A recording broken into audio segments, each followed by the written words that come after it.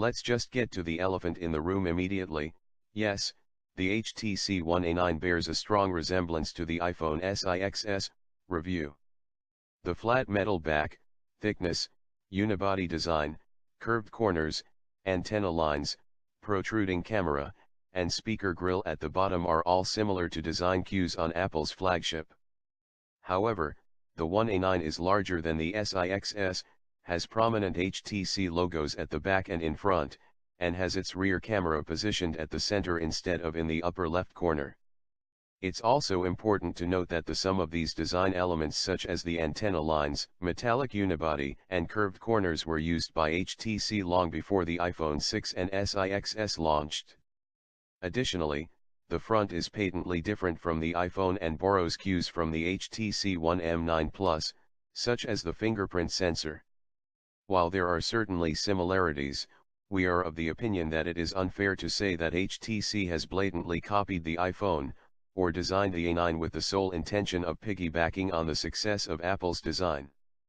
Now that we have that out of the way, we feel that the HTC One A9 is a fantastic looking smartphone. It's slim, sleek, stunning in all of its color options, and still easy to handle.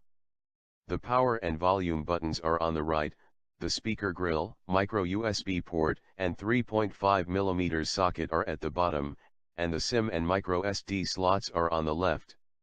The power button has a rough texture to help you distinguish it from the volume rocker, which is a useful touch. The front of the phone has the selfie camera, earpiece, and proximity sensor at the top, and the fingerprint sensor at the bottom. The phone doesn't have capacitive Android keys, instead using on-screen keys for those functions. The fingerprint sensor doubles up as a home key, but this can be disabled if you prefer. The phone can be woken using motion launch gestures or by touching the fingerprint sensor. If you've activated the sensor, simply keeping your finger on the scanner will quickly unlock your phone, first waking it and then reading your fingerprint. You can store up to 5 fingerprints, which can be used to unlock the phone and interact with supported apps such as 1Password. The screen of the HTC One A9 is a 5-inch Full HD AMOLED panel with Corning Gorilla Glass 3 protection. As is the case with AMOLED screens, there is a hint of warmth in the color tone, although this isn't bothersome in any way. We personally prefer a little bit of warmth in the tones, as this makes the screen easier on the eyes. Colors pop and blacks are deep, which makes visuals appear more dramatic and dynamic. Above all, sharpness is absolutely fantastic, and on the whole the screen is nothing short of brilliant for a Full HD panel. The HTC One A9 is powered by the 1.5 GHz octa-core Qualcomm Snapdragon 617 SoC, and is one of only a handful of phones that have adopted this processor. With innovation in smartphone technology slowing down, people have started looking at new gadgets to play with. Fitness has become fashionable again, and fitness trackers are among the more popular ways to add functionality to your smartphone. Smartwatches are gaining traction as well, thanks to the advantages of having a second screen for your phone within easy reach.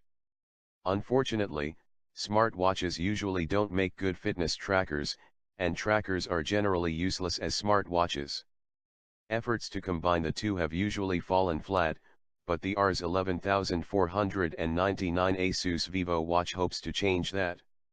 It's primarily a fitness tracker in terms of function, but its large screen and very watch-like shape make it the most hybrid device we've seen to date. Design and features. The Asus VivoWatch is most similar to the Asus ZenWatch 2 in design, thanks to its metallic finish, pronounced lugs and square screen. As was the case with the ZenWatch 2, the VivoWatch has a lot of empty space around the screen, which doesn't do anything for its aesthetics. A couple of key differences though are the Asus logo above the screen, and the LED indicator and sensors below. The watch has a single button on the right which is used to turn it on or off, and unlock the screen. The bottom of the watch is plain, with just the heart rate sensor and charging points. The watch charges by attaching it to the supply charging cradle, which connects to a wall adapter or computer using a standard micro USB cable. The watch comes with a replaceable plastic strap and is IP67 water resistant. This means you can wear it practically all the time, and you'll only have it take it off to charge it. The app. The watch itself runs basic software that works with the companion app, HiVivo on Android 4.3 and above, and HiVivo Lite on iOS 8.1 and above, to log your fitness and wellness data, as well as push notifications from the phone to the watch. The application maintains records on various fitness parameters including stride length and warning heart rate.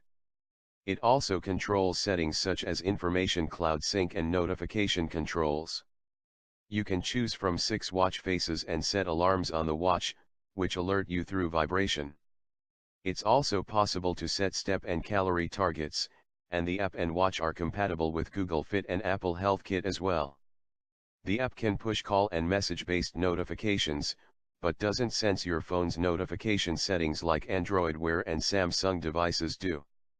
This means that the watch will show notifications and vibrate for everything unless you turn an entire function off. In our case, the constant buzzing and streams from our WhatsApp groups forced us to switch off vibration for all messages, which annoyingly meant that we missed notifications even for private messages. Notifications in general are buggy and inconsistent, and the available watch faces are quite unattractive. Natural fitness and health tracking. There are multiple screens that show you fitness